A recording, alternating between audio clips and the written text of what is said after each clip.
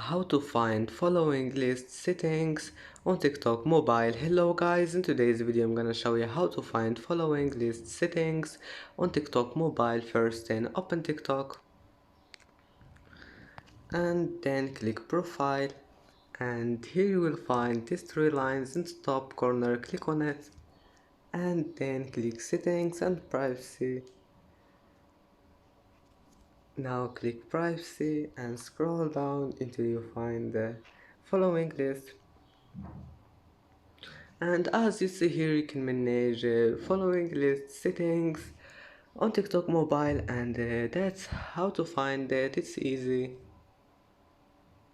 And that's it for today's video. If you like this video, don't forget like and subscribe, and thank you for watching this video until the end, and see you in the next video.